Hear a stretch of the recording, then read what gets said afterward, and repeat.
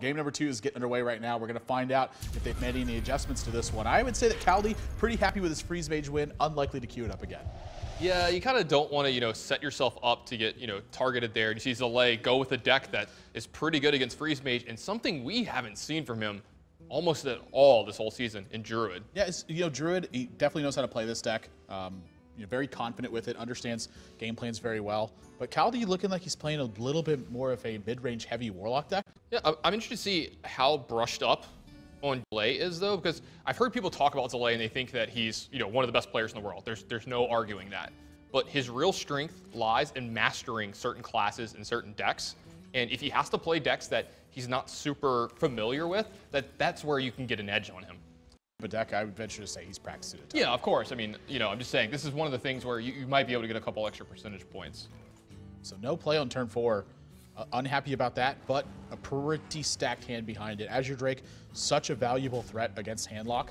When this sticks to the board, you're looking at Wrath and Swipe suddenly being a much bigger threat, but Kaldi understands that he has to take advantage of the fact that Zalae didn't drop anything. Twilight Drake's coming down. Yeah, Twilight Drake's coming down, and, this Azure Drake doesn't look so appeasing anymore.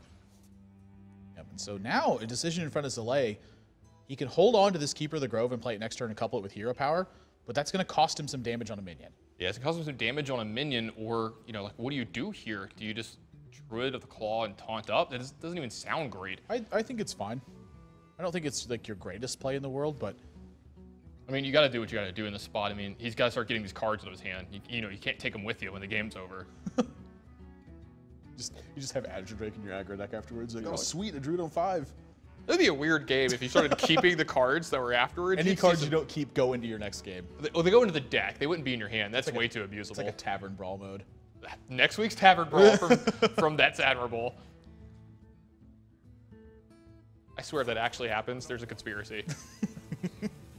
The phones are tapped. This is a tough turn, honestly. Like, he doesn't want to play off curve by any stretch of the means, but he also doesn't want to play into Dark Bomb. He doesn't want Kaldi to be able to heal properly. Doesn't want him to just slam down another Twilight Drake and suddenly be pretty far ahead on board. A lot of different things accounting for here. Yeah, Zalae always takes his time as well. I mean, never one to be a super fast player. Yep. I actually don't even think Kaldi, there's a chance he doesn't even attack here.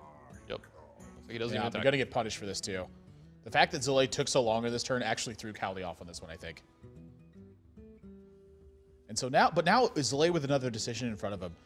Void Caller, one of these minions that you don't necessarily want to kill, but you don't want to leave it around either. Yeah, do you just silence the Void Caller here and then pick it off? Now that I don't necessarily think, but I think he's figuring out how to handle the potential demons that come out of this. Say a Doomguard comes down, what do you do? Okay, well, obviously that's looking pretty bad. Say an Imp Gang boss comes down, though. Suddenly it's looking a little bit better. Be a little easier to make this decision if he had, Big Game Hunter in his hand. If he could just see it from our perspective, it'd be a lot easier, but rewarded nonetheless. What a fortunate time to be attacking a Void Caller. We talk about this a lot. Every now and then in games, you just have to take a risk.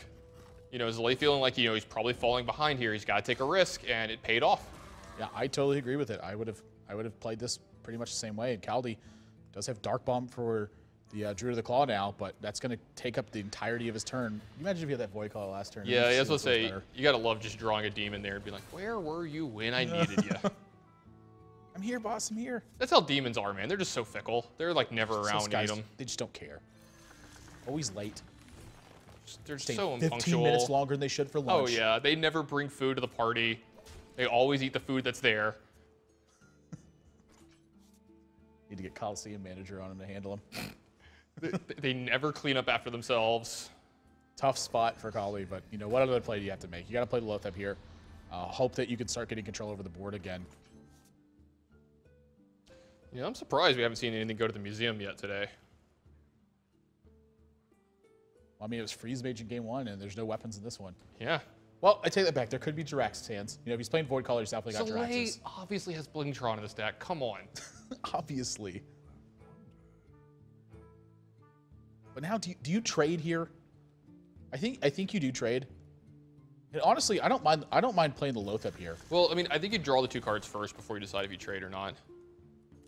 But he has so much extra damage, but see, this is what I'm looking at. So rolling into your 9-mana turn, if he plays Lothep here instead, Kaldi has no utility that sweeps out this board.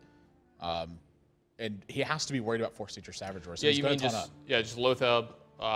You could have a Lotheb here instead of an Ancient of Lore left over, and you think it'd be a lot easier to use Force of Nature Savage Roar to win from here. But that being said, I don't know if it makes any difference. 21, 22, 23, 24, 25 damage for Zalae. Yeah, do you right pass now. that up? Well, I mean, Lotheb still accomplishes the exact same goal here. He just runs over the anti-heal bot, pushes a few points of damage, and then sticks a Lotheb in a shade. Yeah, because then you can't do anything with Shadow Flame, any kind of like shenanigans that takes care of your whole board Just here. go upstairs with it all, too. Yeah. Like, how does Kaldi deal with Lotheb shade here? He can't. I mean, Zalae's just in the pure driver's seat here. Now, recognizes this, too. He's going to... This is his push to end the game right now. I think there's a chance he swipes this anti-kill bot, but I don't really think it matters which play he makes. I think all of them have merits and all of them have... They all have the same end goal. They all have equally likely downsides, I think. Yeah, and they all have the same upside of you win the game. Yeah. that's my personal favorite upside of any play. Oh, winning the game. I mean, that's what you play for, right? You play to win the game. So, more chances to be defensive here, but I don't know if it's enough at this point. Kaldi actually can only kill the Keeper of the Grove, and that's if he chooses to use the Defender of Argus this turn. Yeah, I was going to say, he can taunt up here, but not with Giants. And then if he could, Zalae with, the big game hunter in his hand, he's got almost everything covered. He's got full control over this game. The slow and steady wins the race is a little bit more on the Druid side of things because it has more ways to close out the game. So while I think Kaldi has longevity, he has to first get through the combo turns. We've seen a lot of games like this season from Druid where they don't do anything on turn 2, they don't do anything on turn 3, just hero power a few times, working on that inspired count. But then, they start to curve out on turns 4, turn 5, turn 6, turn 7, and it's really hard to match them blow for blow during those turns. You just can't do enough most of the time. Kaldi even looking at life tab this turn. Just no viable options, really. Yeah, Defender of Argus can run this over, but this is looking like game to me. Hero power there, 7. Yeah, this is more than enough damage for Zalae. Zalae gonna easily take game number 2 and tie the series up at 1 apiece. Just Kaldi knows it as well. It gives him the well played there. Zalae has, I think, 9 cards in his hand. Yeah, he's counting it all up, and he's gonna check it twice, check it 3 times, check it 4 times. Yeah, it's Zalae. He's gonna take his time. And I think he should after the last game. I think he understands that was a mistake that actually cost him, and so why not definitely take your does. time with it? Gosh, Force Nature Savage Roar is good, isn't it? Yeah, it's not a bad one. No, it's a bad one. It's not any good. So much damage. I don't think he can mess this one up either. So And how do you adequately beat Druid? You have to kill every minion they play. you gotta race him, yo. You gotta race them, yo. It's great advice from Tannen. You gotta deal them the damage before they deal you the damage. Hey man, if you concede, you can't win, but if you don't, you have at least 1%, and that's higher than 0. You're so smart. Again, this is kind of showing you also the power of Wild Growth here. Zalae was also able to scale into these mid-game plays 1 turn earlier, and when you can get ahead of your opponent, I would pay almost anything to get ahead of my opponent in a Hearthstone game. I can see you pull the wallet out, get the credit card, just swipe it, give me the Wild Growth. But yeah, For $2.99, you can draw Wild Growth every single turn.